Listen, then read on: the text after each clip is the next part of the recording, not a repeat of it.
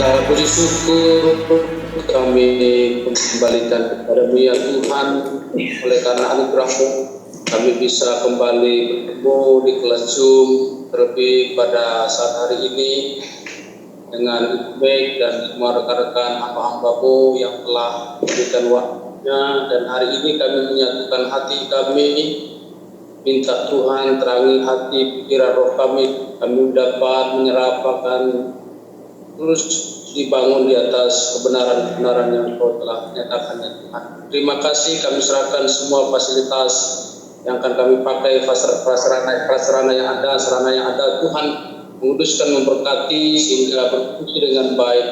Terima kasih Tuhan, terima kasih urapi hamba-Mu Ibu Meg membagikan benar-benar firman Tuhan, dan tolong kami dapat menangkap, dapat mencerna segala kebenaran itu, melengkapi hidup kami ya Tuhan, pelayan berjalan. Terima kasih banyak Tuhan. Kami buka kelas Zoom pada saat pagi hari ini di dalam nama Tuhan Yesus Kristus. Haleluya. Amin. Amin. Puji Tuhan. Sangat penting sekali bagi para visioner untuk berani stand alone. Jikalau visioner tidak berani stand alone, maka dia akan ikut ke dalam gelombang tren atau kerumunan atau teman-teman sebaya atau teman-teman pelayanan, ya, dan atau karena krisis identitas, ya. Krisis identitas membuat seseorang akhirnya tidak berani stand alone, tidak berani menolak segala sesuatu yang membengkokkan visi kita, ya. Jadi jikalau kita tahu kita punya visi, kita sudah jelas visi kita, maka kita tidak akan terombang-ambing oleh sidetrack. Nah, sidetrack ini biasanya berupa kebutuhan, ya kan? Kebutuhan keuangan, kebutuhan pencapaian, kebutuhan penghargaan, ya. Sehingga seseorang saat haus akan itu, dan saat dia memiliki kebutuhan-kebutuhan tersebut, itu dengan mudah akan bisa dilencengkan. Tetapi jikalau seseorang memiliki visi yang kuat, maka side tracks apapun di dalam kehidupan dia akan menolaknya, karena dia punya tujuan, dia punya kepastian, dia punya keyakinan. Ya, silakan yang lain untuk kesaksiannya. Ya, untuk para visioner, selalulah berhubungan dengan dia yang memberikan visi. Karena kita ini hanya sebagai alat, dan kita tidak tahu kapan dan apa yang harus kita kerjakan di dalam pelayanan kita. Jangan karena itu baik, ya, itu kedengarannya menolong, tetapi jikalau tidak sesuai dengan kehendak Tuhan, jangan sampai kita berani-berani melangkah. Selalu kita connect dengan pemberi visi itu. Saya sudah belajar sebaik-baiknya, seuntung-untungnya, ya, saya di dalam pelayanan, tetapi jikalau itu bukan kehendak Tuhan, saya tidak mau. Dan saya dulu itu orangnya sungkan banget, sangat sungkan. Tetapi saat saya mengemban visi, saya tidak lagi menggunakan pikiran dan perasaan saya. Jadi saya harus belajar, ini yang harus di-highlight oleh Bapak Ibu sekalian. Saya harus belajar berkata tidak tanpa merasa bersalah. Belajar berkata tidak tanpa merasa bersalah. Ya, ini penting sekali bagi para visioner. Akhirnya saya harus menyisihkan waktu saya yang penting hanya untuk memperlengkapi dan mengemban visi yang Tuhan percayakan kepada saya. Tentunya ini tidak semudah apa yang saya sampaikan sekarang, ya, karena waktu awal-awal dulu saya sebagai orang yang sangat-sangat lemah sekali, sungkanan, diajak sana sini, dimintain tolong ini itu dan dimanfaatkan. Saya nggak enakan gitu. Dan karena sifat saya yang begitu, maka orang dengan mudah memanfaatkan saya. Orang dengan mudah mengajak saya karena mungkin saya nggak rewel gitu. Saya enak diajak pergi, lalu saya enak disuruh gitu, sehingga mereka nyaman dengan saya. Tetapi akhirnya setelah saya bahasanya ya, ada beberapa saya setting diri saya dan saya setting boundaries ya. Setting boundaries ini penting sekali. Setting boundaries itu kayak saya bikin pagar gitu ya, dan saya juga ngatur waktu-waktu saya bikin pagar. Saya juga ini berkala ya, tidak langsung begitu tetapi berkala. Lalu saya juga saya mencintai semua orang, tetapi saya tidak spend time dengan semua orang ya. Saya mendoakan mereka, tetapi saya akhirnya delegasikan. Lalu akhirnya saya melakukan yang penting, memilih yang penting,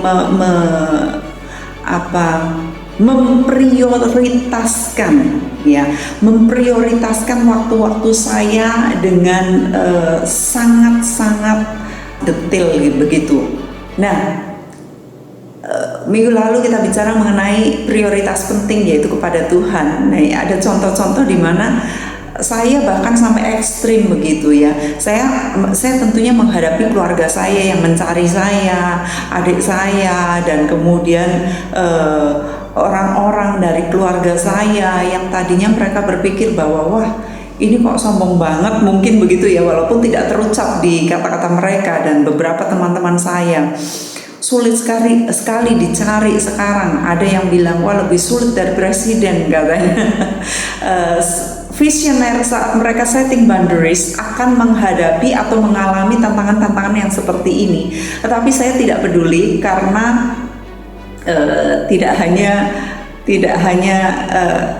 mereka tidak tahu saya ya. Minggu lalu kita bicara mengenai ada orang yang seperti Petrus saat dibilangin tentang visinya Yesus, dia harus menghadap salib ya, dia harus mati dalam beberapa hari dan kemudian dia bangkit dan sebagainya. Petrus berkata, Tuhan, dia seret Tuhannya, dia merasa jadi pembela. Janganlah begitu, jangan kiranya itu terjadi, tidak akan itu terjadi. Dia mau jadi pembelanya Yesus ya, bahkan dia siap dengan pedang dan dia potong itu telinganya Malkus. Tetapi Tuhan berkata, hai iblis ya, nyala daripadaku, karena kamu bukan melakukan apa yang dipikirkan Allah, melainkan apa yang dipikirkan manusia. Nah, manusia-manusia di sekitar kita, kebanyakan mereka tidak tahu visi yang Tuhan berikan kepada kita, sehingga mereka mungkin akan merasa menjadi pembela kita. Gak usah lah yang kayak gitu ya. Dari keluarga saya juga ada yang bilang, udahlah gak usah mimpi tinggi-tinggi, kita ini kan cuma orang sederhana, kita dari keluarga yang papi mami kita pemasukannya kayak apa, jemaatnya miskin-miskin ya. Zaman dulu ya, zaman sekarang juga masih banyak yang miskin ya, sebagian itu hampir sekitar 85%, karena orang tua saya dipanggil untuk melayani orang-orang miskin di dekat Sungai Bengawan Solo sana. Jadi saya maksudnya diingatkan gak usah terlalu tinggi lah mimpinya begitu loh. Nah, mereka adalah orang-orang yang baik, yang mau melindungi kita ya, tetapi mereka tidak tahu visi yang Tuhan berikan kepada kita. Itu sebabnya kita mesti hati-hati dengan orang-orang yang seperti ini. Jangan sampai kita terlena dan dengarkan nasihat kebaikan mereka kalau itu tidak dari Tuhan ya. Ingat juga apa yang saya sampaikan mengenai nabi muda itu ya. Lalu kemudian ada orang-orang yang seperti Maria ibu Yesus yang mendorong sebelum waktunya. Nah, itu perlu diwaspadai. Itu sebabnya saat kita ini menjalankan visi ini, kita akan menghadapi berbagai macam tantangan, ujian, ya. Tetapi kita tidak perlu khawatir, karena kalau kita ini connect terus dengan pemberi visi itu, maka kita nggak akan salah. Dan kalau kita menguatkan hati kita untuk kita tidak kena sidetrack, untuk kita berani berkata tidak tanpa merasa bersalah, maka itu akan menjaga kita. Nah, bahayanya jikalau seorang visioner itu sudah mulai sungkan sama manusia. Ya, seperti yang saya sampaikan, yaitu di Galatia 1 ayat 10. Kita ini mau berkenan kepada siapa? Berkenan kepada manusia atau kepada Tuhan yang adalah Tuhan kita, yang kepadanya kita ini menaruh tanggung jawab sepenuhnya. Nah, itulah perjalanan saya yang bisa saya sampaikan dan akan menjadi guidance buat Bapak Ibu sekalian, para hamba-hamba Tuhan yang sedang mengemban visi. Ada stages, yaitu step-step di mana nanti kita diperhadapkan dengan tantangan naik level 1, level berikutnya, dan level berikutnya, stage berikutnya. Ya, kalau saya belajar mengenai beberapa para hamba-hamba Tuhan di dalam firman Tuhan, mereka ada step-step, ya, mereka menjalani step ini, lalu saat mereka setia di stage itu, ya, level itu, lalu Tuhan naikkan, percayakan lagi dengan karunia yang lebih lagi, karunia yang lebih lagi. Nah, itu juga yang saya jalani dan saya ajarkan kepada murid-murid dan juga para delegasi di IDTC, bahwa ada stages yang kita jalani di dalam kehidupan kita, yang mana saat kita setia di dalam satu perkara itu, maka Tuhan kemudian akan menaikkan kita di level berikutnya. Kehidupan saya awalnya adalah persiapan, semuanya pembangunan fondasi. Baik waktu saya lahir di tengah keluarga saya, kemudian saya juga sempat tinggal bersama nenek saya yang adalah pendoa syafaat, dengan om saya yang juga hamba Tuhan.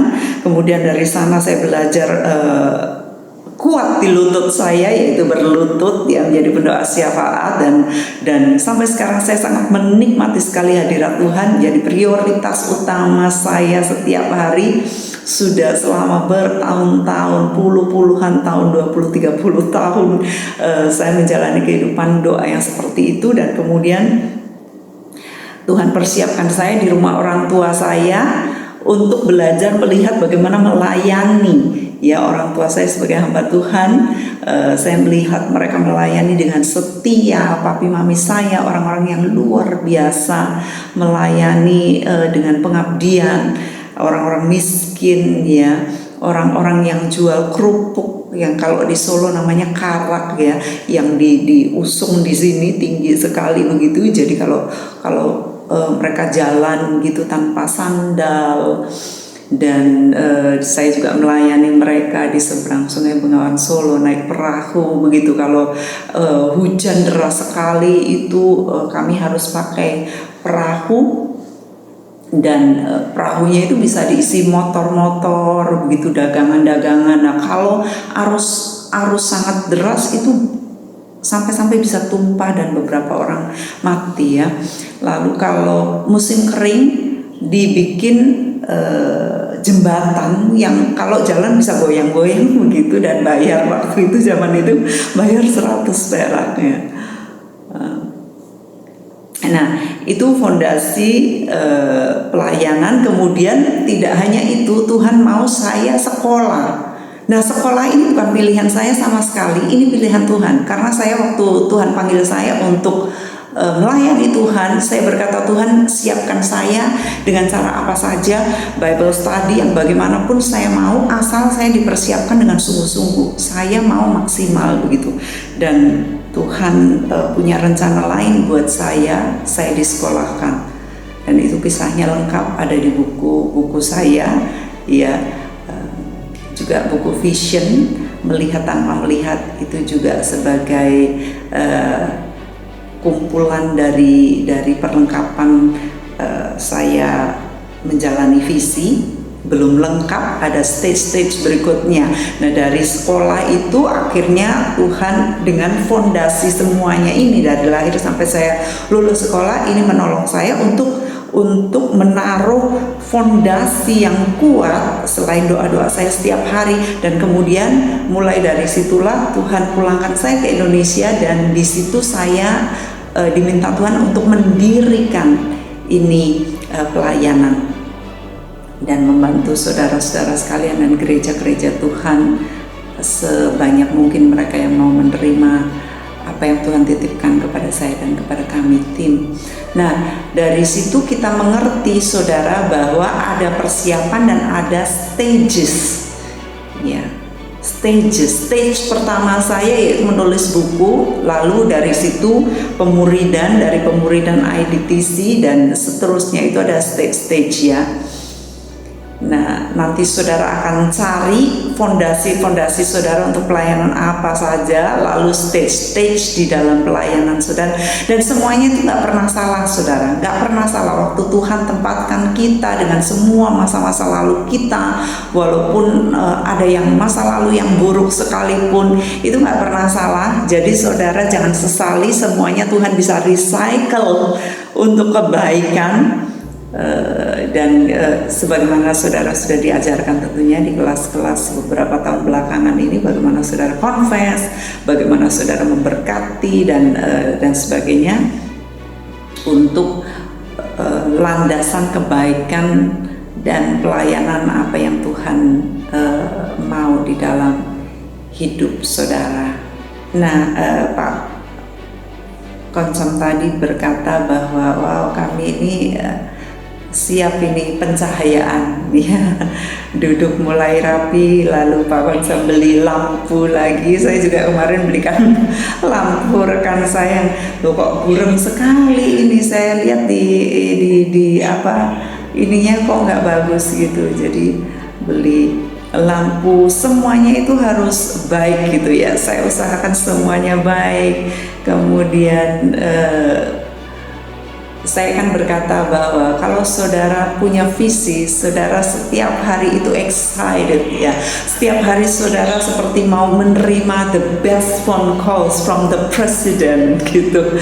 Walaupun belum sampai sana, tetapi setiap hari saudara rapi ya. Saya selalu rapi ya, saya selalu dandan dengan baik, selalu menampilkan yang terbaik karena in case saya nggak ngerti siapa yang saya temui ya. Kemarinnya nggak nyangka saya ada keperluan apa begitu ya, di satu tempat yang nggak besar, tempatnya kecil gitu. Lalu sambil menunggu, belanja ya, kami belanja mau beli beberapa barang pecah belah. Lalu setelah itu saya berkata, saya pingin jus kedondong deh, saya duduk di sana deh di bakso lapangan tembak ya. Lalu lagi duduk di area situ ngobrol gitu dengan rekan-rekan pelayanan cewek-cewek ya. Lalu waktu kami ngobrol, tiba-tiba ada satu pasangan itu lewat gitu, ngeliatin saya. Ya sudah, saya diam aja, terus dia deketin, akhirnya dia yakin gitu, dia bilang, ini Bu Magdalene ya? Saya bilang, iya. Kamu siapa? Ini Bu Magdalene. Jadi sampai dia tuh yakin-yakinkan gitu, ini Bu Magdalene Kawoco gitu. Kita nggak akan pernah tahu siapa yang kita temui gitu ya. Itu sebabnya kita senantiasa siap setiap hari. Nah, saya sekarang masuk kepada visi berikutnya. Visi yaitu juga berarti penglihatan ya. Vision ini berarti penglihatan, bahwa kita harus bisa melihat tanpa melihat ya. Nah, jika kita mengerti bahwa vision ini adalah penglihatan mata roh kita, penglihatan mata roh kita.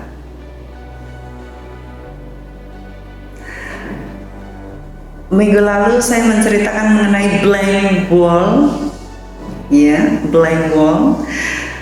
Jikalau kita ini adalah visioner, saat kita nyambung dengan Tuhan setiap saat, maka kita ini akan lama-lama bisa melihat apa yang orang dunia tidak lihat. Kita melihat di alam roh. Karena visi itu terjadi di alam roh, dan kalau kita bisa melihatnya, maka kita akan bisa mewujudkannya di alam fisik. Itu namanya visi. Kalau saudara ingat lagi pelajaran di Walking in the Spirit, di sana saudara diajarkan mengenai akar buah pohon itu, ya, awal kejatuhan. Nah, saat Adam dan Hawa itu jatuh di dalam dosa, mereka menggunakan pengetahuan baik dan buruk mereka. Saat mereka menggunakan pengetahuan baik dan buruk itu, maka penilaian-penilaian mereka itu hanya berdasarkan akar buah pohon itu. Yang mana ini bagus nggak ya? Ini untung nggak ya buat saya? Tetapi seharusnya kalau kita ini umat tebusan, kita sudah walking in the Spirit, led by the Holy Spirit, Walprit ya ininya singkatannya saya sebutnya, maka kita tidak akan lagi menggunakan pikiran dan perasaan kita sendiri. Kita tidak akan lagi menggunakan yang kita sebut pengetahuan baik enggak sih, buruk enggak sih. Karena sesungguhnya saat kita mengemban visinya Tuhan, kita tidak lagi memakai itu pikiran. Kita hanya percaya tuntunan Tuhan, visi yang Tuhan berikan kepada kita, tanpa kita ini ngejudge, menghakimi visi yang Tuhan berikan, perjalanan-perjalanan dan tuntunan yang Tuhan berikan baik atau buruknya. Kita totally trusting our God. Nah, dengan itu maka kita tidak akan mengambil keuntungan, kita tidak akan mengambil kebanggaan atau iri hati dan sebagainya, pembelaan diri dan sebagainya, yang semuanya itu akan menghalangi visi dan penglihatan yang benar. Nah, saat ada hal-hal seperti itu, yaitu hal-hal duniawi ya, itu buah-buah daging. Saat ada hal yang seperti itu, maka mata rohani kita nggak akan bisa tembus menerjang batas-batas rohani. Silakan jikalau sampai di sini ada pertanyaan dari Bapak Ibu sekalian. Mata atau penglihatan kita adalah jendela hati. Itu sudah sering ya orang-orang tahu ya, dunia pun tahu ya, bahwa mata itu atau penglihatan kita ini jendela hati. Dan bahkan firman Tuhan mengatakan, jadi jika matamu itu gelap, ya hatimu gelap. Kalau hatimu gelap, maka engkau tidak dapat melihat ke depan. Kalau nggak bisa melihat ke depan, ya berarti nggak bisa melihat visi. Jadi semakin seseorang itu menilai dengan penilaian dan penglihatan mata jasmani, maka dia tidak akan bisa melihat visi ke depan. Tetapi semakin kita ini membersihkan diri dengan firman dan dari pencemaran-pencemaran jasmani dan rohani, maka mata hati kita, penglihatan kita ini akan semakin dibersihkan. Itu sebabnya saya seringkali mengajarkan bahwa yuk kita ini jangan cheating our future. Ya, cheating our future. Sebutkan kalau cheating our future itu kayak mencuri dari kantong masa depan kita sendiri. Mencuri dari masa depan kita sendiri, mencuri dari kantong sendiri, yaitu dengan cara yang tidak murni, dengan melakukan hal-hal yang tidak benar, sehingga akhirnya fondasi kita ini rapuh untuk masa depan, membohongi diri sendiri ya. Dan saya sebut vision ini, penglihatan rohani ini sebenarnya the greatest gift God ever gave man. Pemberian yang besar yang Tuhan berikan kepada manusia itu bukan bisa melihat dengan mata jasmani, tetapi dengan mata rohani. Jadi mata kita, mata jasmani kita itu bukan fungsi dari penglihatan mata, tetapi justru dari mata rohani kita itu adalah visi hati kita, penglihatan yang terpancar dari hati kita. Kalau saudara tahu seorang yang bernama Fanny Crosby, dia pengarang himnal mungkin 2000 himnal, lagu-lagu himne. Dia ini buta tidak sejak lahir, tetapi dia pernah melihat, tapi waktu kecil ada sesuatu, entah penyakit entah apa ya, kemudian dia buta begitu. Lalu dia mencari Tuhan, dan saya yakin di dalam pencariannya dia minta untuk Tuhan sembuhkan, untuk Tuhan celikan, tetapi itu tidak terjadi, dan dia diberi karunia untuk menulis himnal begitu banyaknya. Salah satu yang dia tulis adalah lagu bahasa Indonesianya, He hideth my soul in the cleft of the rock. Ya, dia menyembunyikan aku di balik batu karang. Jadi itu adalah pernyataan Musa waktu Musa berkata kepada Tuhan, Tuhan, tunjukkan kemuliaan-Mu kepadaku supaya aku bisa melihat Engkau, bisa melihat kemuliaan-Mu. Lalu Tuhan berkata, aku akan menunjukkan kemuliaan-Ku kepadamu, dan aku akan menyembunyikan Engkau di balik gunung batu itu. Ya. Lalu satu kali ditanya oleh seorang reporter ya, Miss Crosby, apakah apa yang kamu inginkan di dalam kehidupan yang Tuhan ingin lakukan kepada kamu? Ya. Reporter itu berharap bahwa dia ingin matanya celik begitu. Jadi dia tanya, apakah engkau ingin matamu dicelikan oleh Tuhan? Dia berkata tidak. Oh, kenapa? Karena dengan saya buta ini, justru saya bisa melihat kedalaman sorga dan hatinya Tuhan. Tetapi jikalau mata saya celik untuk dunia, maka saya bisa kamir dengan keadaan dunia, sehingga Tuhan tahu banget bahwa saya ini tidak perlu untuk itu. Sehingga dengan butanya mata saya justru bisa melihat ke depan apa yang Tuhan berikan kepada saya, dan saya bisa Tuhan titipin menulis himnal yang dipakai di gereja-gereja seluruh dunia. Dengan kata lain, waktu saya menyampaikan ini, saya ingin menyampaikan kepada saudara-saudara semua bahwa Tuhan itu tidak menginginkan kita hidup dengan mata jasmani kita. Bukan Tuhan mau agar kita semua buta, bukan.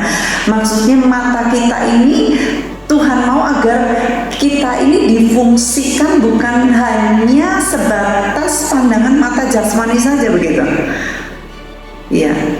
Karena justru mata jasmani kita ini sangat terbatas sekali fungsinya untuk bisa melihat vision ke depan. Our eyes is limited to the capacity of the vision.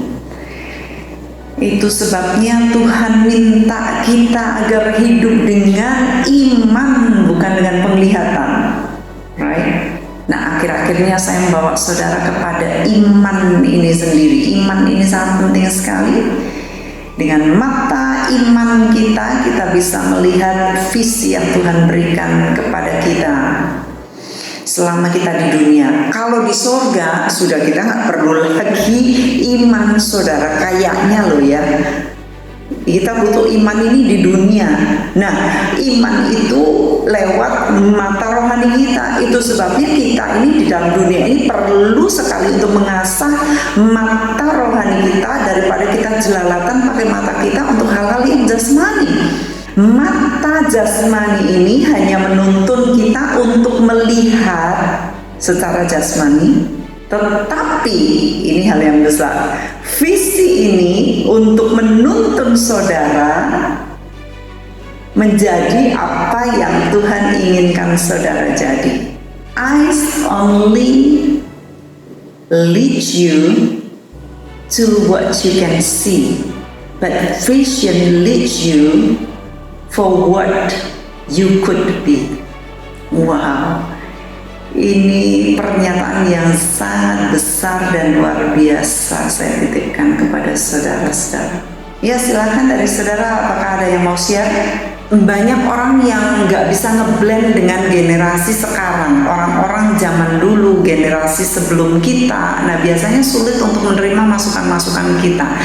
Tapi bagaimana kita mengungkapkan dengan bahasa yang bisa mereka mengerti, dan kemudian kita juga bisa ingatkan pencapaian mereka masa lalu, ya, lalu kita berbangga karena itu, maksudnya mengucap syukur dan kita menghargai begitu ya.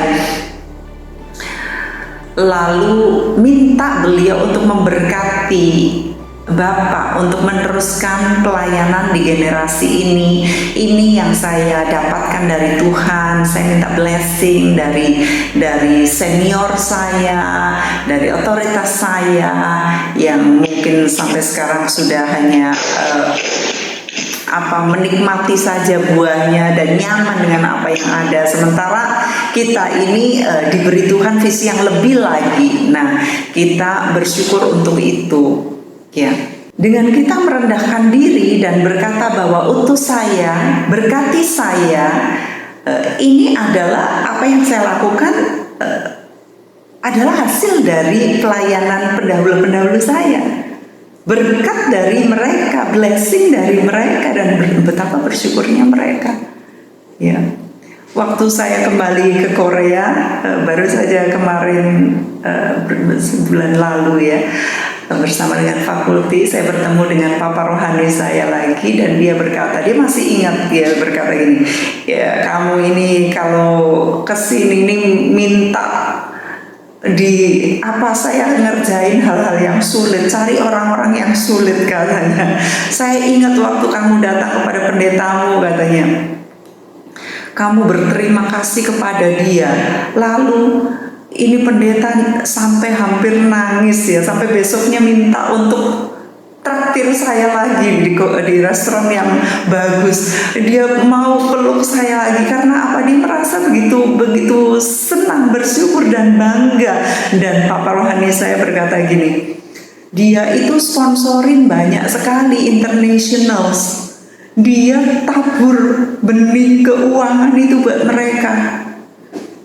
Tetapi dia membahasakannya gini, gak ada yang ingat seperti 10 orang sakit kusta yang datang kepada Tuhan Yesus. Cuman ini 1 orang Samaria yang balik, yang berterima kasih. Yang 9 mana katanya begitu.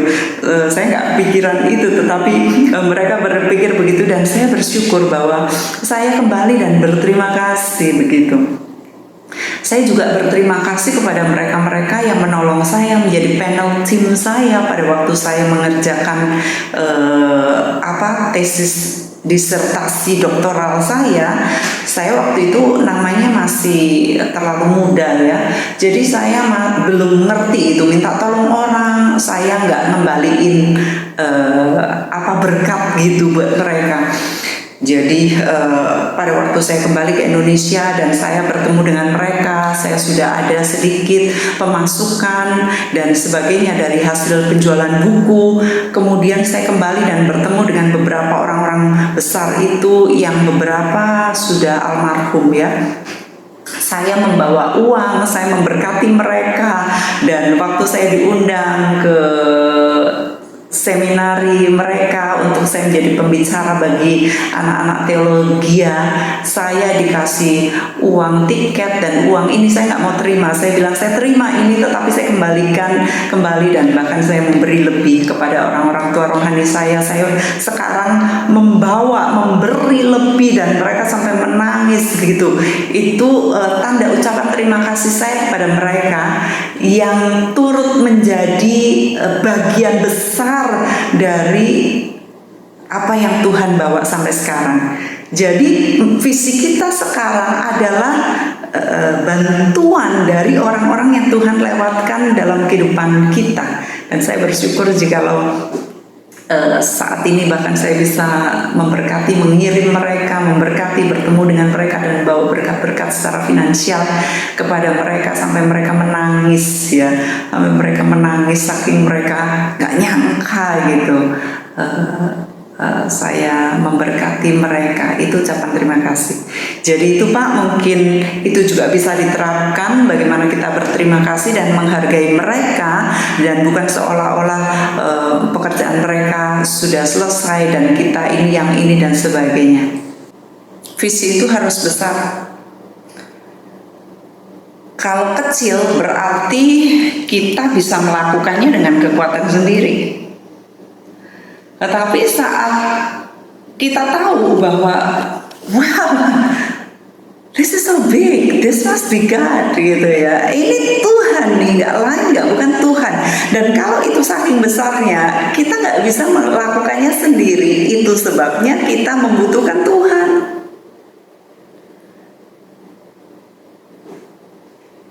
Dan kejarlah visi yang besar itu. Saudara dibutuhkan oleh Tuhan dan saudara dinantikan oleh dunia.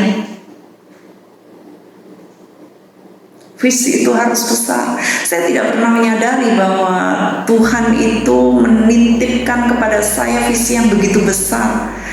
Kalau lihat dari model saya sendiri, nggak mungkin banget model saya seperti ini ya. Nanti di bagian-bagian belakang nanti kita akan sapu ke sana ya, bagaimana saya melihat diri saya yang lahir dari keluarga seperti itu dan miskin, ke keluarga saya nggak mampu, miskinnya kalau bisa orang bilang miskin totok gitu ya. Uang jajan juga saya nggak pernah dikasih, uang saku ya, dan nggak mungkin keluar negeri, dan saya pemalu, perempuan dari Indonesia, bahasa Inggris patah-patah nggak bisa ya waktu itu, bagaimana mungkin. Tetapi Tuhan luar biasa. Saat kita mempercayai, menerima visi yang dari Tuhan itu, dan kemudian kita mulai berlari mengerjakan dan mempersiapkan bagian-bagian dari persiapan, baik fondasi sampai peletakan dasarnya, dan kemudian naik, dan hati-hati dengan side track dan juga dengan cheating ya, pencurian dari saku sendiri untuk mengurangi masa depan kita, mencuri dari saku sendiri, menghindari itu semua, dan kita prioritaskan waktu kita berani berkata tidak tanpa merasa bersalah, dan kita mengejarnya dengan sungguh-sungguh, maka Tuhan akan mempercayakan kepada kita visi itu.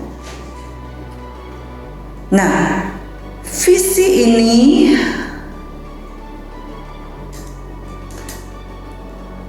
merupakan kekuatan vital yang mendorong seseorang ke arah tujuan.